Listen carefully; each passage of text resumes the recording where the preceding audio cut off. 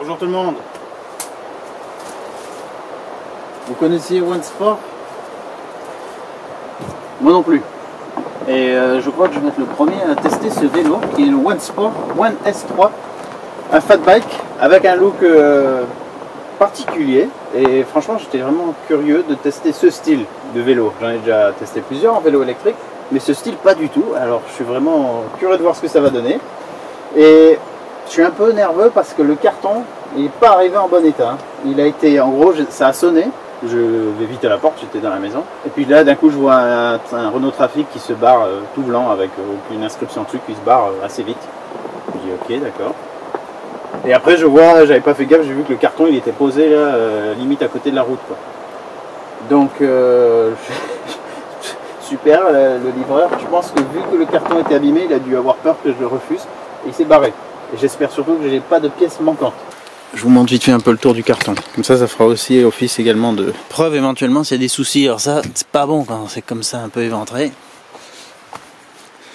Là, il a été un peu chahuté visiblement. Des coups, des frottements. J'espère qu'il est bien protégé. On va découvrir ça tout de suite. Le vélo, normalement, il est assez lourd. Il fait 31 kg, il me semble. Et le colis, il est encore plus lourd. Il fait, je sais pas combien, mais 40, pas loin de 40.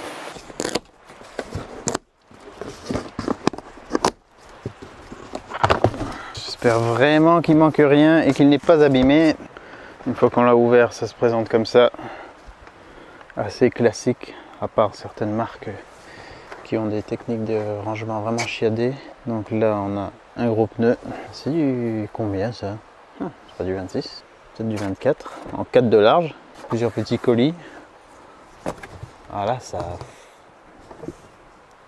visiblement un peu frotté ici, je sais pas, il a dû être mis un peu à l'envers dans tous les sens, je ne sais pas trop. Allez, je vais le sortir, je vais voir comment il s'extrait. Alors, tout ce qui peut s'enlever déjà, on va l'enlever. Il y a plein de gros colliers, donc j'ai pris mon petit tournevis pour défaire les colliers. Et là, il y a quelque chose là-dedans, donc je vais pas le jeter. Des garde-boue, chargeur. Et la roue, elle est fixée. Alors là, tout le reste, il est fixé ensemble. Donc on va voir si j'arrive à le sortir.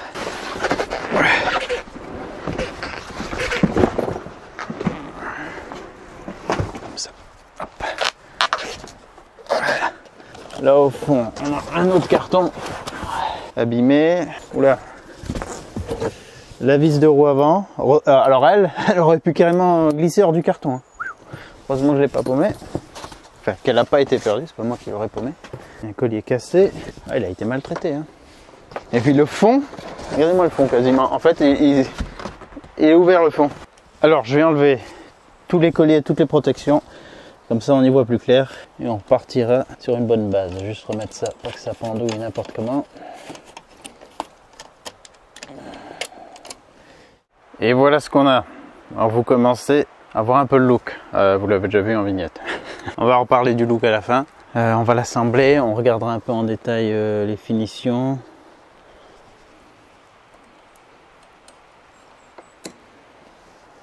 Le ressenti général. Avant de faire le test sera pour une vidéo dédiée. Le guidon, il est ici, on va l'insérer dans cette partie de la potence. Là, on a dans cette boîte un bon gros phare qui va compléter le look, qui va même faire le look. Deux demi-garde-boue qui vont aussi contribuer au look, contrairement à des garde-boue enveloppants qui sont plus longs sur la roue. Là, c'est le chargeur. Le nom, c'est bien du 20 pouces, 20 par 4. La protection du disque.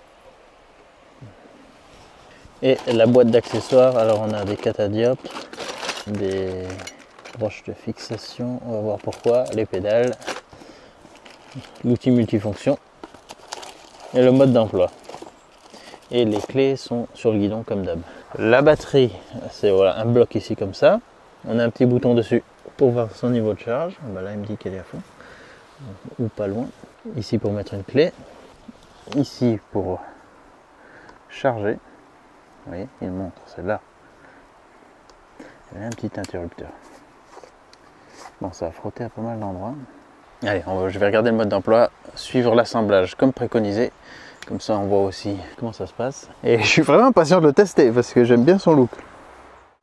La première instruction du mode d'emploi, c'est de commencer par l'installation du guidon. Il parle aussi de la potence à serrer cette vis, desserrer ces deux-là pour la mettre dans le bon sens, elle n'était pas dans le bon sens, mais là elle a déjà été alignée, elle a déjà été serrée d'usine, donc ça c'est très bien. Ça nous évite de le faire et de s'assurer que l'alignement soit bon. Donc là avec le multi-outil, je vais utiliser que ce qu'ils fournissent pour voir si on arrive à tout faire correctement. On enlève cette fixation, les 4 vis avec la rondelle qu'on ne peut pas perdre, elle est avec la vis. Là on prend le guidon. Ah oui, forcément ça tombe. On prend le guidon dans le bon sens. Donc avec la... de toute façon, on ne peut pas trop se gourer. Poignée de frein, bon comme ça. Je le mets sur moi, comme ça c'est plus simple. Juste le temps de le fixer. Si les câbles ne me gênent pas trop. Les couples de serrage sont inscrits. Donc si vous avez de quoi serrer au couple, vous pouvez le faire. Alors les vis, on les serre progressivement, une à une, pour pas visser à fond une vis et avoir un écart complètement irrégulier de partout. Alors on essaye d'avoir le même espacement en haut qu'en bas. Bien sûr, avant de serrer, on s'assure que le guidon est centré. On lui met une position qui nous paraît convenable, qu'on pourra bien sûr régler si on le veut. J'aime bien comme ça, en mode fauteuil roulant électrique, je précise. Quelle est la bonne position pour moi? Ouais, bah ça vous pouvez le régler si vous aimez. Si vous allez émettre plus penché en avant ou plus droit. Bon, on va trouver un intermédiaire, comme ça. Une fois que vous avez rapproché toutes les vis à peu près de la même manière, vous pouvez faire le serrage. Donc là, il dit 5 Nm. On va serrer sans trop exagérer, bien sûr. Voilà. Putain, cette selle, ça me fait trop bizarre. C'est un siège de moto, quoi, c'est pas une selle. Enfin, une selle de moto. Prochaine étape, c'est d'installer l'éclairage avant. C'est pas super précis dans le mode d'emploi et en plus, quand on zoome sur l'image, zoom numérique, non, zoom optique, on se rend compte que les vis sont pas exactement les mêmes, mais j'en déduis qu'il nous faut donc ça qui va venir sur le côté, comme ça, de part et d'autre. Ça, on va le fixer après à la fourche. Et pour fixer ça, il nous faut cette vis à tête hexagonale, la rondelle en caoutchouc et je pense la petite rondelle en métal. Donc comme ça et comme ça. Comme ça. Et comme ça. Non, pardon. Le caoutchouc il va de l'autre côté. Il va côté feu. Ensuite on met ça. Et ensuite on met ça. Est-ce qu'il nous faut vraiment la rondelle là? Peut-être pas, parce qu'après, pour la fixation à la fourche avec cet élément, on va voir, je sais pas dans quelle position on va le mettre encore. Il nous faudra ça. Et normalement, il nous faudrait peut-être une rondelle. Là, c'est pas précisé. Bon, dans tous les cas, ça tiendra comme ça. Alors, je vais la mettre sur celui-ci, la rondelle. Donc, il y en a deux. Je fais pas encore le serrage définitif de ça tant que je l'ai pas monté sur le vélo. D'ailleurs, est-ce que j'arrive à le mettre comme ça? On va voir. J'ai préparé donc le tournevis cruciforme et la douille de 10 qui est là-dedans. On va mettre le connecteur vers le bas. Les butées là, vous pouvez les déplacer. C'est des butées qui vont venir buter contre le cadre pour éviter que ce soit la fourche elle-même qui tape. Donc elles, on les met un peu au-dessus, ça se règle. Ça, on le passe comme ça, voilà. Il y a un peu de souplesse. Ça, on le prend, on le met dans la petite fente que vous avez vue. Et après là sur le côté, je vais mettre la vis par l'extérieur.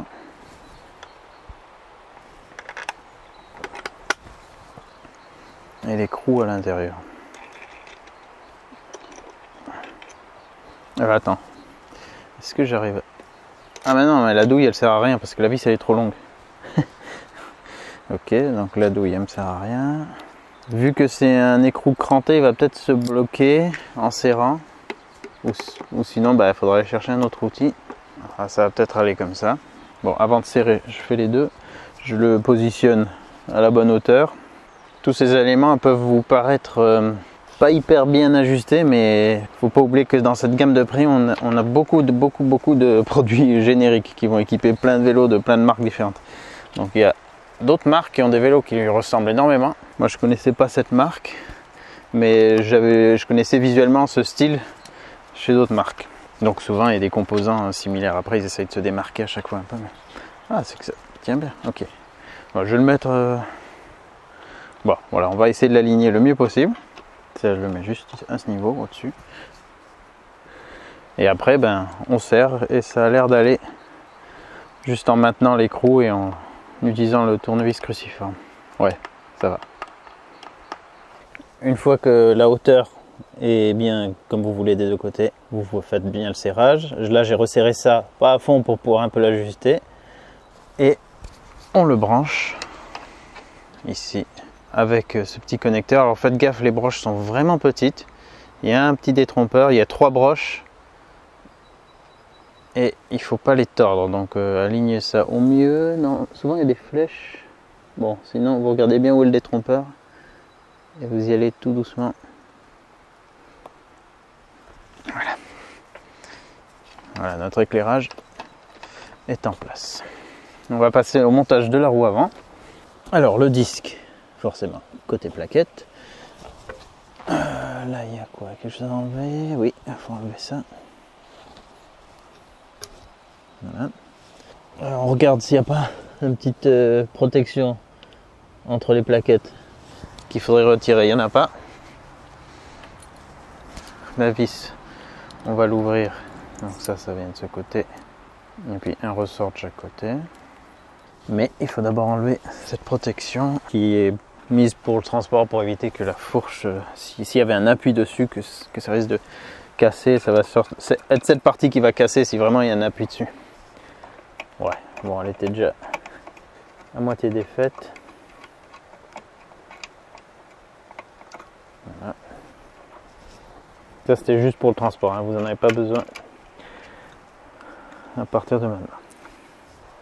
Je fais bien gaffe à placer le disque entre les plaquettes délicatement. Voilà. Une fois que c'est bien en appui, on peut mettre ça.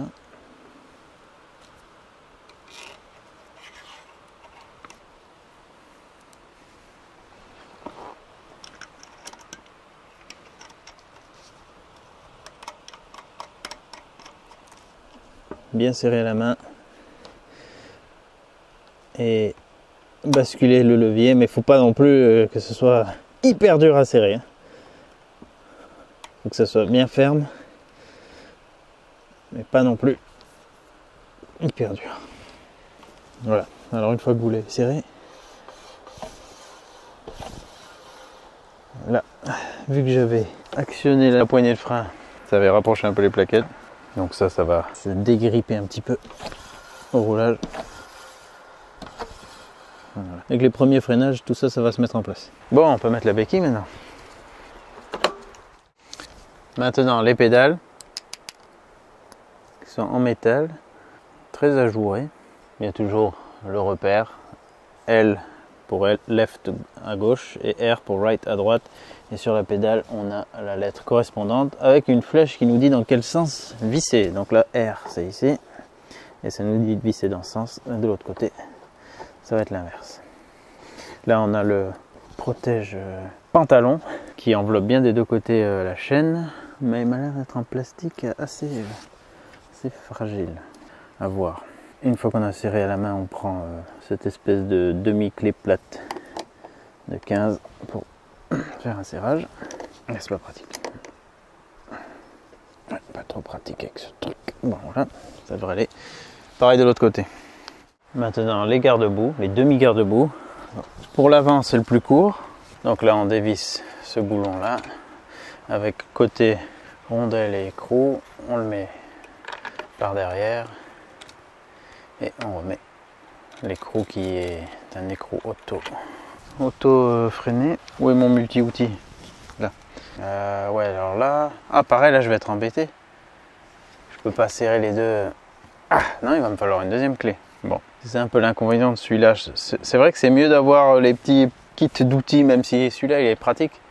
Le kit d'outils avec les outils séparés. Ah, quoique, attendez, je peux peut-être utiliser la douille, là, cette fois. En tout cas, pour le début. Ouais, on va voir si je peux faire comme ça. Avec la clé à laine devant.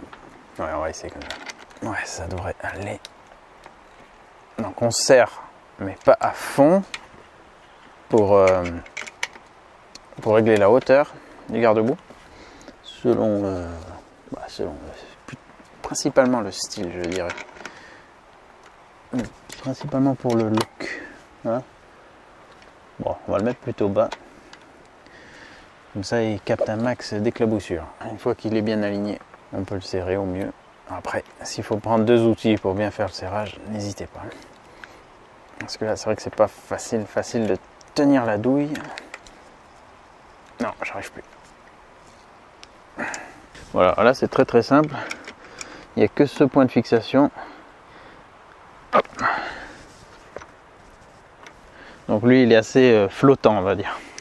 Et pour l'arrière, c'est le même délire, sauf qu'on a juste une vis à défaire ici, là, avec la clé Allen de 4.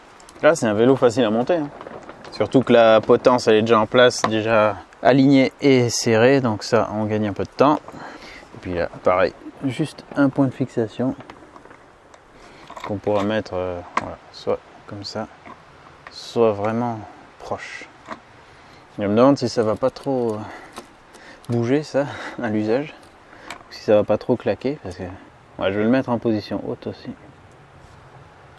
Enfin à l'avant j'ai mis quoi? J'ai mis basse et là je vais mettre haut. Ça m'a l'air de correspondre. Voilà. Pour la roue avant, on peut lui rajouter les capuchons comme ça qui étaient fournis, parce qu'à l'arrière ils y sont. Donc je vais les mettre. Quoique non, ça passe pas dessus. Pourquoi on a ça alors? Enfin si, ça vient dessus, mais... Ah! Ils ont peut-être été fournis d'office, mais finalement vu qu'on a la vis, l'attache rapide, ils n'ont pas trop de sens. Bon, je vais pas les mettre, ça sert à rien, ils vont tomber. Et voilà le look terminé, monté. Donc montage facile. On a aussi fourni les catadioptres de roue, si on veut les rajouter. Ouais, avec le noir, vu que tout est noir mat, ça peut faire sympa. Et si on roule de nuit, c'est une sécurité en plus. On a aussi la petite sonnette fournie, bon, toute basique, vis à dévisser et puis à me remettre sur le guidon comme ça. Mais maintenant, je suis vraiment curieux de me mettre dessus pour voir. Alors là, c'est marrant parce qu'on peut vraiment l'enjamber par derrière. Et le look me fait vraiment penser, à part pour le guidon qui est un peu trop haut, qui est trop haut même, mais au café racer, les motos café racer, vous voyez ce que je veux dire, qui sont très dépouillées, compactes, basses. Alors là normalement sur un café racer le guidon il serait comme ça quoi. D'ailleurs on pourrait voir installer un guidon bas, ça ferait vraiment ce look. Bah, alors après pour pédaler c'est peut-être une autre chose. Puis cette longue selle, ah c'est trop spécial, est-ce qu'on pourrait être deux dessus? Si on l'utilise en mode tout électrique on pourrait être deux hein. Trop chelou. Alors il est suspendu finalement, puisqu'on a l'amortisseur arrière là. Assez basique, hein, juste une suspension arrière comme ça. Simple. La fourche avant qui est absolument pas réglable ni verrouillable. Elle est, voilà, telle quelle. Aussi ce gros feu, c'est vraiment pour donner ce look. Hein. Ah, on est vraiment sur le look je trouve d'une petite moto. Là.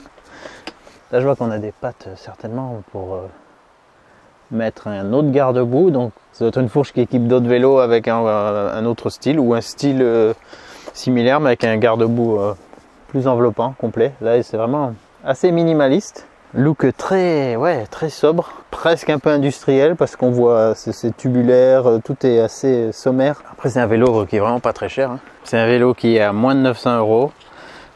Donc fat bike avec des roues en 20 pouces par 4 de large, une batterie de 48 volts en 15 ampères-heure, 720 Wh, suspendu, petite suspension arrière sur laquelle on peut régler la fermeté avec cette bague, dérailleur Shimano Altus, un grand classique sur ce genre de vélo, 7 vitesses, un afficheur assez basique. A-t-il un port USB? Je doute, non il n'a pas de port USB malheureusement, c'est dommage, je trouve que c'est vraiment un bon truc. Cette selle aussi qui fait vraiment plutôt moto que vélo, bah clairement normalement pas de vélo comme ça. Ah il a vraiment un look, j'aime bien, il est compact. Alors j'aime bien son look, mais j'ai aucune idée si ça va être quelque chose de valable pour faire du vélo, parce que là on a une selle qui est large, on n'est pas assis de manière confortable pour faire du vélo. C'est possible que ça fasse un peu mal, mais bon, on va voir. Ça, je vous en ferai part bien entendu lors du test, mais en France on n'est pas censé l'utiliser en 100% électrique. Il est normalement bridé à 250 watts le moteur, soi-disant, ça je peux absolument pas vous le dire. C'est un moteur plus puissant que ça, hein, mais sur la fiche technique pour la France ils disent 250 watts. Si on l'utilise en mode débridé et voilà, en mode gâchette, là on peut vraiment se croire sur un petit café racer électrique. Là on a des commandes, allumage, d'ailleurs, ah bah là il s'allume direct, ou pas, non, ah, est-ce que alors il faut faire ça? Ah, il faut faire ça, ouais, c'était un petit peu d'énergie résiduelle. On a un afficheur a priori très lisible, pas très beau, non, pas très beau du tout. Lui il a par contre il n'a pas du tout le style café racer lui. Mais bon, il a l'air vraiment bien lisible. Le niveau d'assistance se gère ici. Est-ce qu'il est bien positionné? Ouais, ça devrait aller. Attends. Bon, ça, on peut défaire les petites vis et l'orienter à sa guise. Mais moi, ce sera peut-être plutôt comme ça qui m'intéressera. Donc, 3 niveaux d'assistance. Ça aussi, on doit pouvoir régler mieux. Batterie est au max. Vitesse, voilà. Ah si, il y a quand même 0. Ah, il s'arrête à... Ok. On a juste un bouton... On peut pas naviguer d'aucune manière? Ah si, en appuyant sur le bouton de démarrage, ça nous met... Ah là, on a la tension aussi. Ah dis donc, la première fois que je vois ça en accès direct, sans aller dans les menus cachés. On a la tension de la batterie. Donc ça pourra nous donner une indication par rapport à notre niveau de batterie. Si par exemple on a fait que de la montée, s'il s'adapte et qu'il devient un peu alarmiste et qu'il nous met un niveau très faible, on pourra quand même regarder si ça correspond à la tension et ça devrait se rétablir. On a l'heure, dis donc. Alors ça aussi c'est la première fois que je le vois et c'est marrant, lors de mon dernier test je me disais c'est bizarre, il n'y a jamais aucun afficheur qui a l'heure. C'est tout con, mais si on n'a pas de montre. Donc là on a l'heure qu'il faudra régler. Attends, c'est l'heure ou c'est un chrono? Ah, c'est peut-être plus un chrono. Oui, c'est la durée du trajet en fait, je pense, hein. Non, c'est pas l'heure, alors j'ai rien dit. Voilà. Et la gâchette est-elle active? De base. Ah oui, jusqu'à 25. Ok, donc là, il est débridé avec la gâchette jusqu'à 25. Si je mets sur niveau 2, il va à combien? Voilà, 20. Niveau 1. 15. Niveau 0, est-ce qu'on a une assistance? Non, aucune. En revanche, normalement, on a l'assistance pour marcher. Est-ce qu'elle s'active? Oui. Juste en appuyant sur le bouton moins. Voilà, et elle va... Ah, elle reste enclenchée une fois qu'on l'a lancée. Sauf si on freine. Si on freine, on a le feu stop. Avec le frein avant et arrière. D'ailleurs, les feux, comment ils s'allument? Comment s'allument les feux? Faut que je regarde dans le mode d'emploi, mais de base, on ne trouve pas directement comment allumer les feux. Alors là, si je reste appuyé sur plus et moins, ça m'amène dans les menus. Ah, ça c'est le niveau d'éclairage du display. Ça, je sais pas ce que c'est. Ça c'est quoi, la vitesse max? Ah non, la tension de la batterie, c'est une 48 volts. Pour l'éclairage, il faut rester appuyé sur plus. Voilà. Bon, en plein jour. Dur de voir ce que ça donne. Et à l'arrière, l'éclairage est comme ça. Si je freine. Oh, l'intensité varie légèrement, c'est pas hyper flagrant. Pour l'éteindre, pareil, on fait ça. Et pour l'éteindre, on fait ça.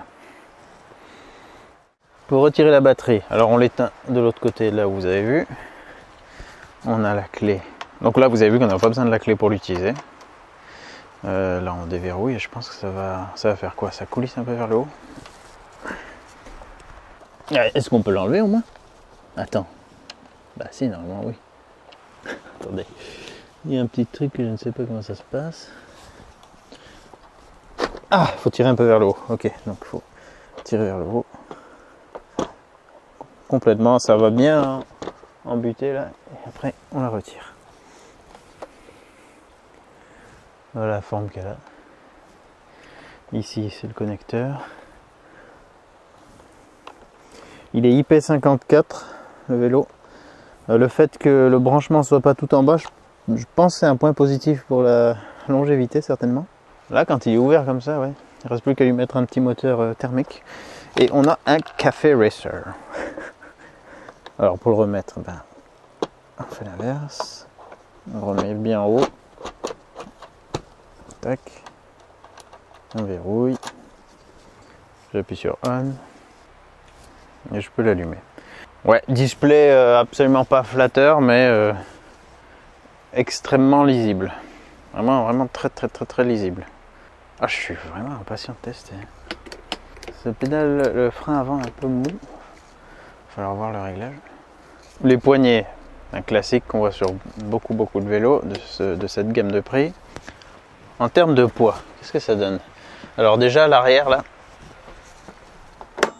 juste au-dessus de l'éclairage, cet arceau là en métallique qui fait le cadre, il est vraiment fait pour le porter par ici.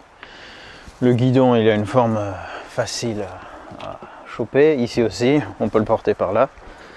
Il est assez lourd, hein, 31 kg, c'est quand même pas léger. Mais son look compact et tout, trop stylé, j'aime bien. J'ai vraiment envie de tester, mais est-ce que ça va être bien à pédaler ça? Ouais, peut-être, hein.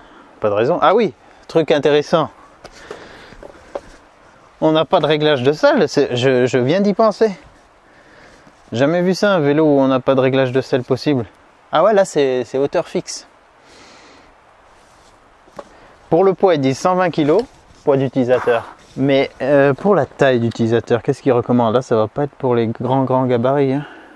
Il n'y a pas écrit là. Ah ouais. Bon, pour vous donner une idée, je fais 1m71. Et quand je suis dessus, je ne vais pas me mettre là devant comme ça. Je ne vais pas pédaler comme ça. Ouais, admettons, je vais me mettre vraiment devant là. Je l'ai vraiment entre les jambes là, celle-là, à pied à plat. Si je me mets un peu plus en arrière, vu qu'on a les jambes un peu plus... Non, c'est à peu près similaire. En gros, vous allez pouvoir choisir, contrairement à beaucoup de vélos, une position de pédalage très avancée ou reculée. Ah, il va falloir que je teste, hein. C'est bizarre. La suspension avant, elle a l'air d'avoir une fermeté qui devrait convenir comme ça à vue d'œil, même aux gens les plus lourds.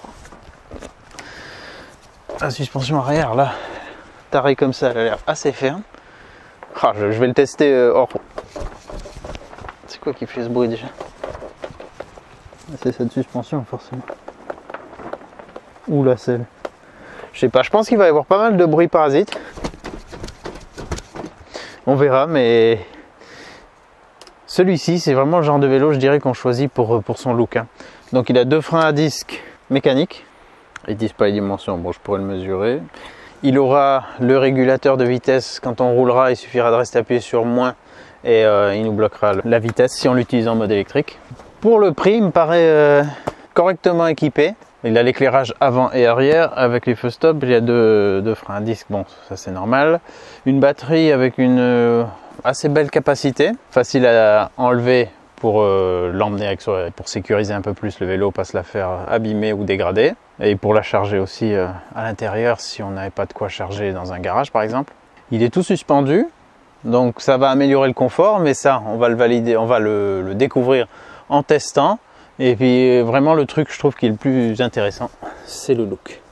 Voilà. À ce stade je peux pas en dire plus, il faut vraiment le tester. Mais esthétiquement c'est vraiment un parti pris. Donc je vous dis à très bientôt pour le test de ce One Sport One S3 Fat Bike électrique au look Café Racer. Je crois qu'il va être facile à trouver dans beaucoup d'endroits, y compris des magasins physiques, pas que sur internet. Vous allez le trouver dans des grandes surfaces en France, tout. Donc un vélo sur lequel il y aura certainement pas mal de retours. En tout cas, c'est en faisant qu'on fait. J'espère que ça pourra vous aider au montage si vous vouliez savoir comment faire. Vous avez vu, franchement, c'est pas difficile. Il y a vraiment pas beaucoup d'étapes. En espérant que votre colis soit pas trop abîmé. Donc là, même avec un colis quand même bien choqué, je vois pas de dégâts apparents. C'est bon signe. Ça doit être un truc assez robuste. Allez, à très bientôt pour le test.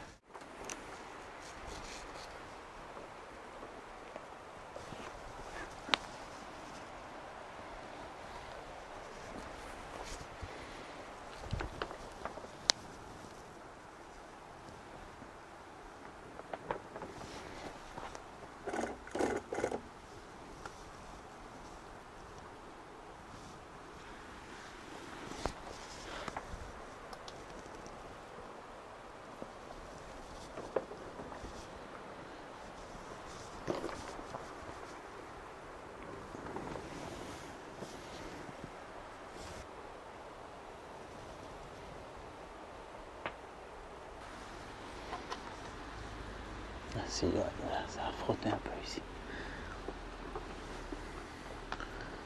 Mais bon, c'est superficiel, ça devrait aller.